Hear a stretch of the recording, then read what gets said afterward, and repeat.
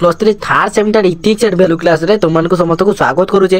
ଆଜି ଆମେ ପଢିବା ଡ୍ରଗ୍ସ, ତମ୍ବାଖୁ ଏବଂ ମଦ୍ୟପାନ ଅଭ୍ୟାସ ଜନିତ ସମସ୍ୟା ଓ ଘଟଣାବଳୀ। कौन इश्यू ऑफ ड्रग्स तंबाकू एंड अल्कोहल एडिक्शन।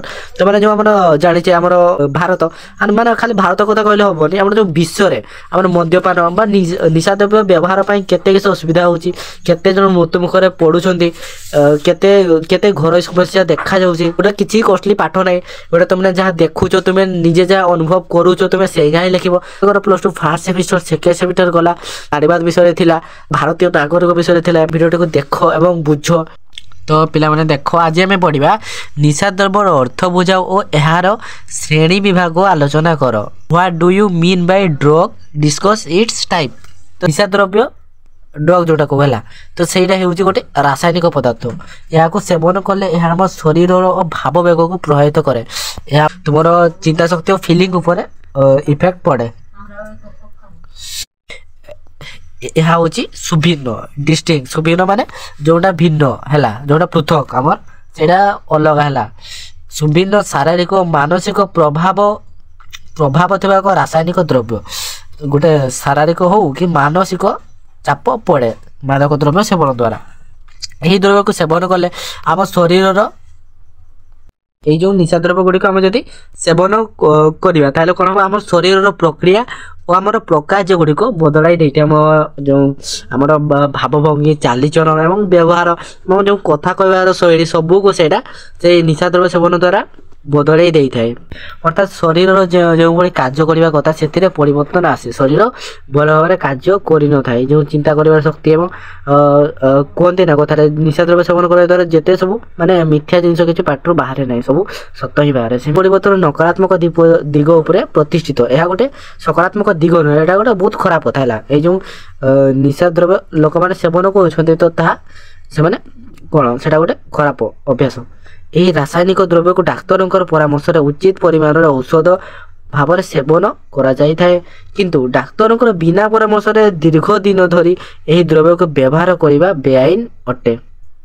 ताहले कौन ये जो रासायनिक द्रव्य को डाक्तर परामर्श उचित परिमाण औषध भाव में सेवन कर जो कौन और जो निशा द्रव्य अच्छी ता डाक्तर परामर्श माने किसी लोक एमती किसी रोग थाए जहाद्वारा निशा द्रव्य सेवन न करने द्वारा से रोगटी अधिक व्यापी थाए। से निशा द्रव्य व्यवहार करने को परामर्श मिली थाए किंतु डाक्तर परामर्श न नहीं जदि तुमने निशा द्रव्य को दीर्घ दिन धरी व्यवहार कर गोटे बेआईन अटे है। तुम विरोध में दीर्घ कार्यानुष्ठान ग्रहण करा जाई दीर्घ कार्यानुष्ठान ग्रहण करा जिवो। दीर्घ दिन धरी निशा सेवन व्यक्तिर शरीर और मानसिक प्रक्रिया को नष्ट कर दीर्घ दिन धरी जदि जड़े व्यक्ति निशा सेवन कर तार जो शरीर तार शरीर में बहुत दुर्बलता देखा जाए। तार अंगभंगी गुड़िक एत भल भाव में कम कर नहीं मानसिक प्रक्रिया को नष्ट करता तार मानसिक चिंता कर शक्ति एवं बुझीबार शक्ति ताको नष्ट करता। मद्यपान आईन संगत अटे है।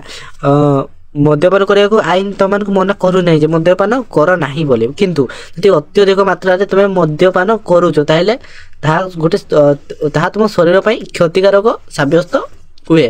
तेबे निशा द्रव्य गुड़िक 5 भाग विभक्त करागुड़िक निम्न आलोचना कर। निशा द्रव्य गुड़िक 5 भाग विभक्त कराई। प्रथम कौन उत्तेजक जोटा स्टिमुलेंट से निशा द्रव्य केंद्रीय स्नायु व्यवस्था को सक्रिय करे और चिंता ह्रास करें। यही श्रेणी कौन हुए ना जो आम निशा द्रव्य जिते व्यवहार कर कौन कौन ह्रास करुच्ची गोटे केंद्रीय स्नायु व्यवस्था को सक्रिय करे है। केंद्रीय स्नायु व्यवस्था को सक्रिय करे और चिंता शक्ति को ह्रास करें। माने मनुष्य चिंता शक्ति को सी ह्रास करते सी किसी बुझी न थाए।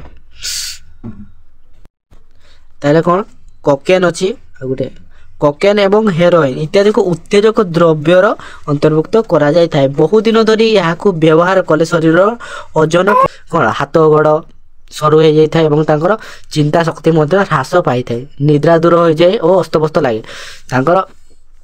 ठीक टाइम निद हुए जितकी समय शोवा कथा से समय निद हुए अस्तव्यस्त लगे है। मद्यक डिप्रेशन्स कौन उपशमकारी और शांतिकारक उपादान मादक रासायनिक द्रव्यर अंतर्भुक्त। मादक द्रव्य केंद्रीय स्नायु व्यवस्था को शिथिल करें, निद आणे एवं एक शांतिकारक फल प्रदान करें। ମାର୍କସ୍ ଭାଲିୟମ୍ ଓ କ୍ରିବିୟମ୍ ପ୍ରଭୃତି ଜଟିଳ ହେଉଛି ଶାନ୍ତିକାରକ। ତାହେଲେ କ'ଣ ଆମ ଯେଉଁ ମଦ୍ୟକ ରହିଲା ସେ ହେଉଛି ଗୋଟେ ଉପଶମକାରୀ ଏବଂ ଶାନ୍ତିକାରକ ଉପାଦାନ। ମାଦକ ରାସାୟନିକ ଦ୍ରବ୍ୟ ତ ଏହା ଗୋଟେ ମାନେ କ'ଣ ଶାନ୍ତିକାରକ। ଏହା ଡିପ୍ରେସନକୁ ଦୂର କରିଥାଏ ଏବଂ ଯଦି କିଛି ଦୁଃଖ ଟାଇମ୍ରେ ଏହାକୁ ସେବନ କଲେ ଦୁଃଖ ଦୂର କରିଥାଏ। ସେମିତି ନିଦ ଆଣେ,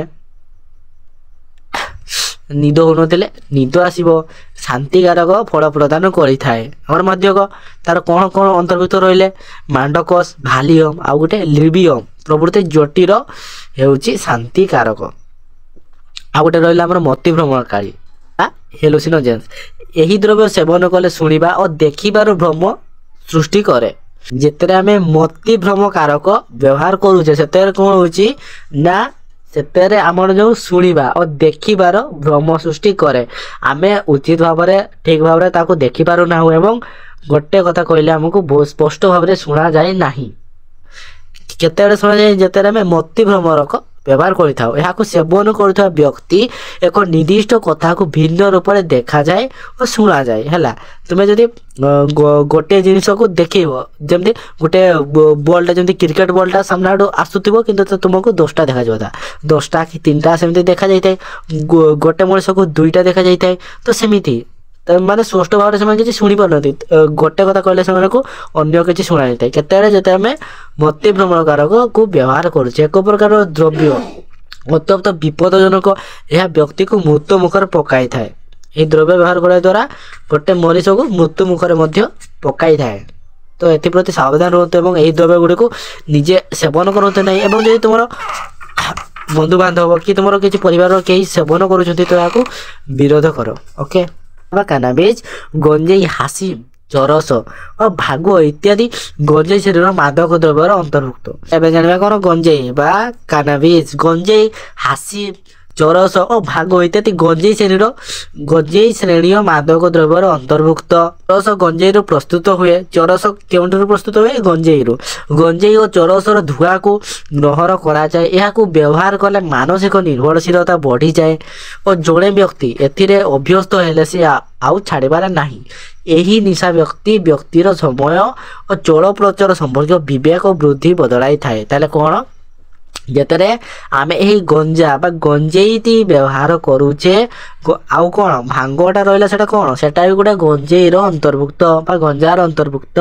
ସେଇ ଆମେ ଭାଙ୍ଗ ଇତ୍ୟାଦି ଯେତେବେଳେ ସେବନ କରୁଛେ ସେତେବେଳେ ସେ ଆତ୍ମନିର୍ଭରଶୀଳ ହେଇଥାଏ। ଅଫିମ ଭିତ୍ତିକ ନିଶା ଦ୍ରବ୍ୟ ବା ଓପିଏଟ୍ ନା 3ଟି ମୁଖ୍ୟ ପ୍ରକାରର ଅଫିମ ଭିତ୍ତିକ ଦ୍ରବ୍ୟ ରହିଛି। କେତୋଟି? ନା 3ଟି। ସେଥିମଧ୍ୟରୁ ଗୋଟେ ହେଉଛି ଅଫିମ। ଅନ୍ୟ 2ଟି ନିଶା ଦ୍ରବ୍ୟ ହେଉଛି ଗୋଟେ ହେରୋଇନ୍ ଓ ମଫିନ୍ ହେରୋଇନ୍ ଓ ମଫିନ୍ ପରୀକ୍ଷାଗାରରେ ଉତ୍ପାଦିତ ହୋଇଥାଏ। ମଫିନ୍ କୋଉଠି? ନା ଗୋଟେ ପରୀକ୍ଷାଗାରରେ ଉତ୍ପାଦିତ ହୋଇଥାଏ। ମଫିନ୍ ଯନ୍ତ୍ରଣା ନିବାରଣ ଭାବରେ ବ୍ୟବହୃତ ହୋଇଥାଏ। ଯଦି କୌଣସି ଜାଗାରେ ଆଘାତ ଲାଗିଥାଏ ଯଦି କିଛି ଜାଗାରେ କଷ୍ଟ ହେଉଥାଏ ତାକୁ କ'ଣ ନିବାରଣ କରିଥାଏ। କିନ୍ତୁ ଏହା ଅତ୍ୟନ୍ତ ଅଶକ୍ତି ପ୍ରବଳ। ଅଫିମରୁ ହେରୋଇନ୍ ପ୍ରସ୍ତୁତ ହୁଏ। ଅଫିମର ମୂଲ୍ୟ ଅତ୍ୟଧିକ, ତେଣୁ ଅବିଶୋଧିତ ରୂପରେ ବ୍ରାଉନ୍ ସୁଗାର, ସ୍ମାକ୍ ଇତ୍ୟାଦି ଲୋକପ୍ରିୟ ହୋଇଛି। ଆଜିକାଲି ଭାରତରେ ଏହି ପ୍ରକାର ନିଶା ଦ୍ରବ୍ୟର ବହୁଳ ବ୍ୟବହାର ହେଉଛି। ତାହେଲେ ପିଲାମାନେ ତୁମମାନଙ୍କ ଭିତରୁ ଯଦି କେହି ନିଶା ଦ୍ରବ୍ୟ ସେବନ କରୁଛ ତ ତାହା ଯଥାଶୀଘ୍ର ଛାଡ଼ି ଦିଅ। ନିଶା ଦ୍ରବ୍ୟ କରିବା ଗୋଟେ ଭଲ ଅଭ୍ୟାସ ନୁହେଁ। ତ ଏମିତି ପ୍ରାୟତଃ ସମସ୍ତେ କହୁଥିବେ, ତ ତୁମକୁ କିଛି ଭିନ୍ନ ଧାରଣ କହିବାକୁ ପଡ଼ିବ। ତୁମମାନେ ଦେଖ, ଏଇ ଯେଉଁ ତୁମକୁ ଇଥିକ୍ସ ଆଣ୍ଡ ଭ୍ୟାଲୁ ଏଗୁଡ଼ା ତୁମକୁ କାହିଁକି ଦେଇଛି? କ'ଣ ତୁମକୁ ଜାଣିବା ପାଇଁ? ନା, ତୁମମାନେ ଯେଉଁ ପିଲାମାନେ ଅଛ, ତୁମମାନେ ପ୍ରାୟତଃ ଏହି ବୟସର ପିଲାମାନେ ହିଁ ବିଭିନ୍ନ ପ୍ରକାର ନିଶା ଦ୍ରବ୍ୟକୁ ସେବନ କରିଥାନ୍ତି। ସେମାନେ ସେଆଡ଼େ ଆଟ୍ରାକ୍ସନ୍ ହୁଅନ୍ତି ନିଶା ଦ୍ରବ୍ୟ କି କୌଣସି ବହୁତ କିଛି ସେବନ କରିଥାନ୍ତି। ତ ତେଣୁ ସେମାନଙ୍କୁ ସେବନ ନ କରିବା ପାଇଁ ଇଥିକ୍ସ ଆଣ୍ଡ ଭ୍ୟାଲୁ କ୍ଲାସ୍ରେ ତୁମମାନଙ୍କୁ ଏଗୁଡ଼ା ଶିଖାଯାଇଛି। ଏଗୁଡ଼ା ତୁମମାନେ କ'ଣ ପଢ଼ିବା ଦ୍ୱାରା ତୁମମାନେ ନିଜେ ବୁଝିବ, ନିଜେ ସଚେତନ ହେବ ଏବଂ ତୁମର ସାହି ପଡ଼ୋଶୀ ଏବଂ ଗାଁ ଲୋକମାନଙ୍କୁ, ନିଜର ବନ୍ଧୁବାନ୍ଧବମାନଙ୍କୁ ମଧ୍ୟ ତୁମମାନେ ସଚେତନ କରାଇବ। ତ ଆଜିର ଭିଡ଼ିଓରେ ଏଇଠି, ଗୋଟେ ନେକ୍ସଟ ଭିଡ଼ିଓରେ। ଜୟ ଜଗନ୍ନାଥ।